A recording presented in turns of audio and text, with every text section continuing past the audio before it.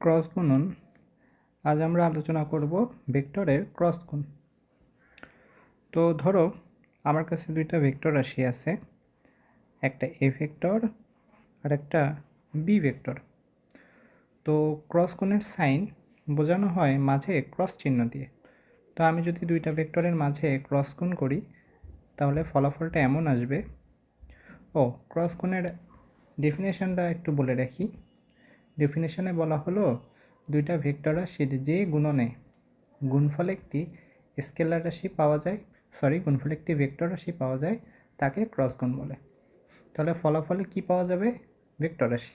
তাহলে চলো দেখি ফলাফল কি পাওয়া যায়। তো আমরা যখন এ ক্রস বি করলাম, এখানে পাওয়া যাবে এ ভেক্টরের মান, এরপরে পাওয়া যাবে বি ভেক্টরের মান, মধ্যবর্তী কোণের সাইন। অর্থাৎ ধরো এ ভেক্টর এই দিকে, বি ভেক্টর এই দিকে, এদের মধ্যবর্তী কোণকে সাধারণত আমরা থেটা দিয়ে প্রকাশ করি, সেই থেটার সাইন। বলো তো এইটুকুই কি বসবে? মানে এনাফ? আমি যে ডেফিনেশনটা দিছি সেটার জন্য এইটুকুই কি যথেষ্ট, নাকি আরও কিছু বসতে পারে? আরও কিছু কিন্তু বসবে।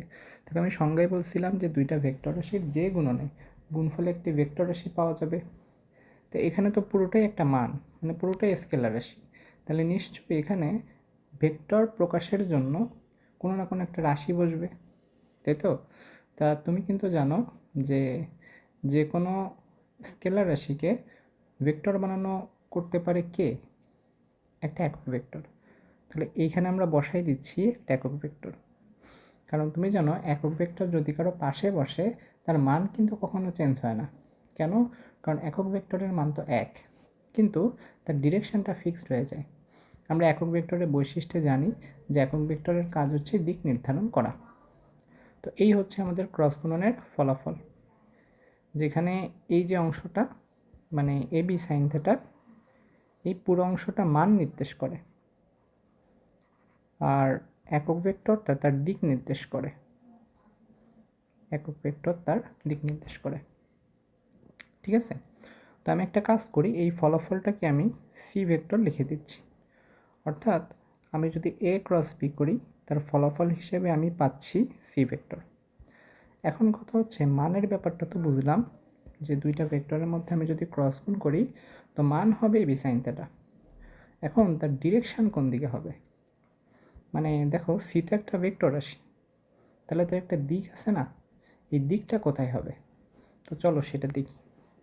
তো এই দিক সম্পর্কে বলা হলো, মানে ওই যে একক ভেক্টরটা দিয়েছিলাম তার দিক সম্পর্কে বলা হলো এর ডিরেকশন সবসময় হবে তলের সাথে লম্ব বরাবর।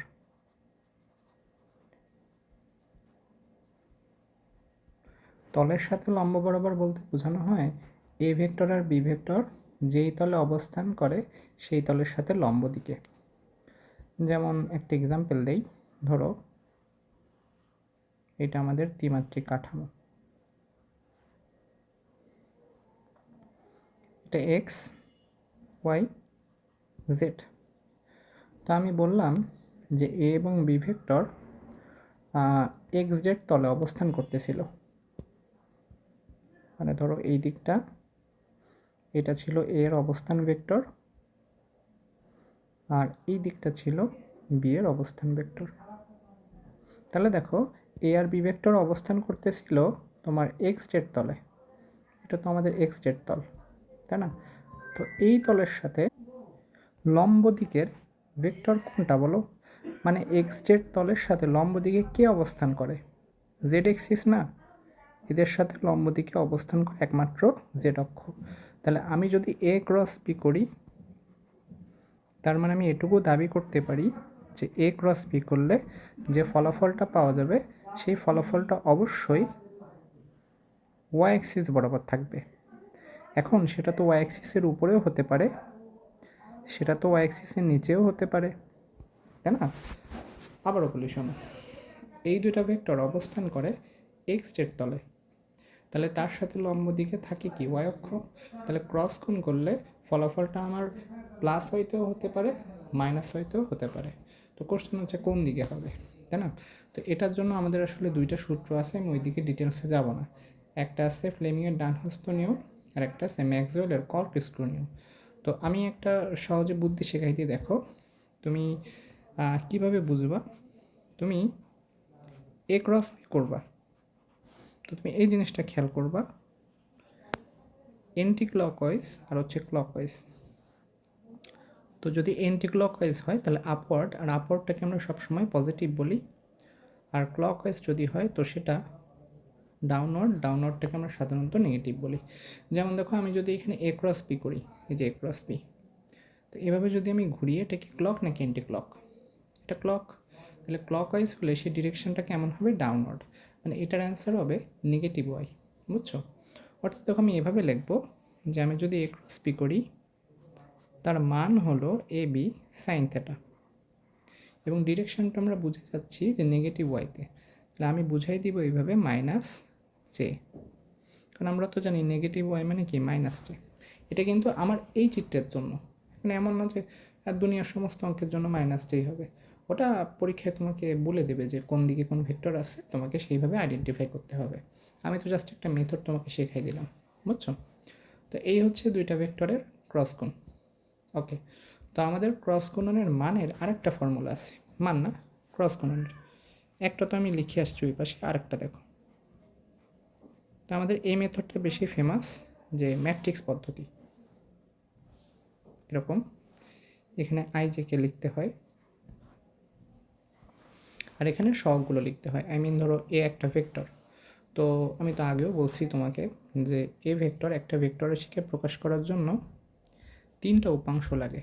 একটা এ এক্স, একটা এ ওয়াই, আর একটা হচ্ছে এ জেড। তো তোমাকে এক্স অক্ষে উপাংশের মান বসাতে হয়, সেম টু সেম বি ভেক্টরের তো তিনটে উপাংশ আছে, সেইভাবে এক্স অক্ষে উপাংশ বসাতে হয়।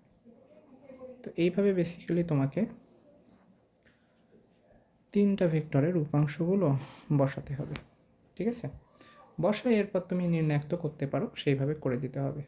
তাহলে তুমি জানো যে নির্ণায়কের পদ্ধতি কেমন, যে প্রথমে যদি আমি এই পাশের অংশটা নিই আই, তাহলে এটা আর এটা বাদ পড়ে, করতে হয় এইটা মাইনাস হচ্ছে এইটা। তো এখানেও ঠিক তাই করবা। আই ক্যাপ নিলে তোমার পড়ে থাকবে A Y B Z minus A Z B Y. এবার নিতে হয় মাইনাস জে, অনেকে প্লাস জেও নেয়। তো একই রকম পদ্ধতিটা আসলে একটু অন্যরকম, আমি মাইনাস জে দিয়ে শান্ত অভ্যস্ত। তো মাইনাস জে দিলে আমাদের করতে হয় এইটা মাইনাস হচ্ছে এইটা, তার মানে দাঁড়ায় A X B Z minus A Z B x.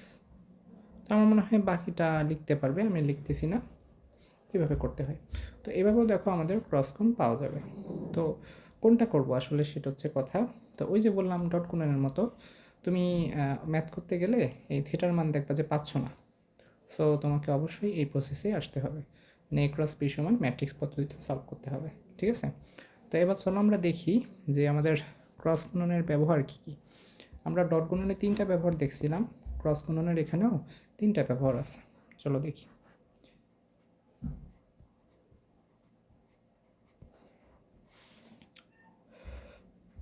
আচ্ছা, এক নম্বরে ক্রস গুণ দিয়ে দুইটা ভেক্টর পরস্পর সমান্তরাল কিনা সেটা টেস্ট করা যাবে।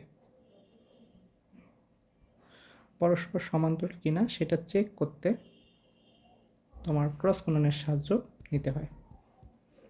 এরপর তলের সাথে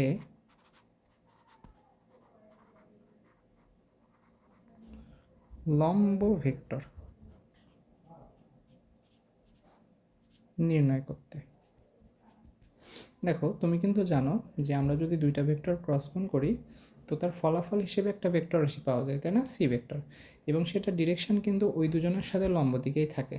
তাহলে তোমাকে যদি কখনো পরীক্ষায় দুইটা ভেক্টর দিয়ে জিজ্ঞেস করে যে আমি এদের সাথে লম্ব ভেক্টর বের করব কিভাবে, তো সিম্পল অ্যান্সার ক্রস গুণ করে দিবা। বুঝছো?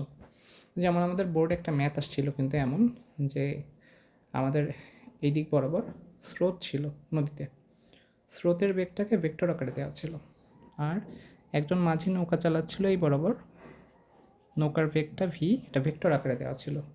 তো আমাদের কোশ্চেনটা এমন ছিল যে স্রোত এবং নৌকা যেই তলে অবস্থান করে সেই তলের সাথে লম্ব দিকে একটা ইউনিট ভেক্টর বের করো। তো তুমি ইউনিট ভেক্টর ছাড়ো, তুমি আমাকে আগে বলো এই দুটো ভেক্টরের সাথে লম্ব দিকে তুমি ভেক্টর বের করবা কীভাবে। তো লম্ব দিকের ভেক্টর ধরে নিচ্ছি এইটা। আসলে এটা তো খাতা একানো সম্ভব না, কারণ ইউ আর বি যদি এক্স ওয়াই তলে হয় তো এটা তো আসলে জেড অক্ষে যাবে, তাই না? তো যাই হোক, আমরা ইমাজিনেশনে না থাকি, আমরা এইটা বুঝি যে যেহেতু তলের সাথে লম্ব ভেক্টর বের করতে বলছে, তো ফার্স্টলি আমরা ক্রস কোণ করব। তো আমি ক্রস ফি করব, ঠিক আছে? কোন পদ্ধতি দিয়ে করব? এই যে এইটা দিয়ে আই জে কে দিয়ে তো করলাম। করার পর তুমি একটা ফলাফল পাচ্ছ। ধরে নাও এই ফলাফলের মানটা এমন আসতেছে, ধরে নাও এই এমন আসতেছে। এখন তোমাকে কিন্তু কোশ্চেনে বলছিল যে তলের সাথে লম্ব দিকে একটা একক ভেক্টর বের করতে হবে। তা এটা কি কোনো একক ভেক্টর বের হলো? না, একক ভেক্টর না। তো তুমি জানো যে একক ভেক্টর বের করে কিভাবে। তো আমি ধরে নিচ্ছি এটা হচ্ছে আমার সি ভেক্টর, সেই রেজাল্ট আর কি। তাহলে একক ভেক্টর বের করে যে কোনো ভেক্টরকে তার মান দ্বারা ভাগ করে। তাহলে তুমি এই যে ভেক্টরটা পেলে না, এটাকে মান দিয়ে ভাগ করবা। এই ভেক্টরের মান কিভাবে বের করে? সহগগুলোর বর্গ, 2 স্কোয়ার মানে 4, 3 স্কোয়ার মানে 9, 3 স্কোয়ার মানে 9। তো এইভাবে দেখা যায় তুমি তলের সাথে লম্ব বরাবর একক ভেক্টরও বের করতে পারবা। বুঝছো? তাহলে কোশ্চেনটা আমি আরেকবার বলি যে দুইটা ভেক্টর যে তলে অবস্থান করে সেই তলের সাথে লম্ব দিকে একক ভেক্টর কী হবে, ঠিক আছে? তাহলে হবে যে ক্রস গুণ করবা আর ফাইনালি সেই ক্রস গুণনের মান দিয়ে ভাগ করে দিবা, ঠিক আছে? ওকে।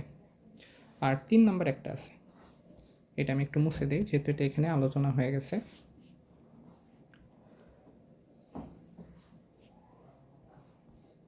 আচ্ছা, প্রথমটা আমি একটু আলোচনা করে নিই, তারপর আমি থার্ড পয়েন্টে যাচ্ছি। দুইটা ভেক্টর পরস্পর সমান্তরাল, এটা চেক দিতে। ধরো তোমাকে দুইটা ভেক্টর দিয়ে দিল।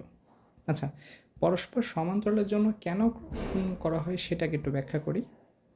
ধরো আমি ধরে নিচ্ছি যে দুইটা ভেক্টর সমান্তরাল, সমান্তরাল মানে তারা একই দিকে আছে, তাই তো? তো একই দিকে থাকলে মধ্যবর্তী কোণ কত আসে? 0। তাহলে এ বি সাইন 0 সাথে একটা একক ভেক্টর, তো সাইন 0-র মান কিন্তু 0। তাহলে ক্রস গুণনের ফলাফল দেখো 0 আসতেছে, তাই না? তাহলে আমরা এভাবেই চেক দিব। আমাদেরকে যদি কখনো জিজ্ঞেস করে দুইটা ভেক্টর পরস্পর সমান্তরাল কিনা টেস্ট করো, তখন তুমি ক্রস কোণ দেবে। ক্রস কোণ দিয়ে দেখবে যে যেটার অ্যান্সার 0 আসে কিনা। যদি 0 চলে আসে তাহলে অবশ্যই তারা সমান্তরাল ছিল, ঠিক আছে? তো এখানে একটা কোশ্চেন লিখছি দেখো, যে দুইটা ভেক্টর রেখে দিলাম। তো তোমাকে জিজ্ঞেস করবে, এমসিকিউটা কিন্তু অনেক ফেমাস, বেশ আসে, যে এম এর মান কত হলে এই দুইটা ভেক্টর পরস্পর সমান্তরাল হবে। এম এর মান কত হলে এই দুইটা ভেক্টর পরস্পর সমান্তরাল হবে। তো এইখানে একই কনসেপ্ট, যে আমরা ক্রস গুণের মান শূন্য করব, শূন্য করে এম এর মান বের করব। বুঝছো? মানে এখানে তোমাকে ক্রস প্রোডাক্ট করতে হবে, অর্থাৎ এই যে আই যে কেগুলো লিখবে, লিখে এ এর সহগ, বি এর সহগ, সি সেমভাবে এখানে এর 3টা সহগ লিখবে, লিখে ক্রস নির্ণয় করতে হবে, করে ওই মানটা শূন্য করতে হবে, শূন্য করে এম এর মান বের করতে হবে। তো দেখো এটা একটু বড় প্রসেস কিন্তু।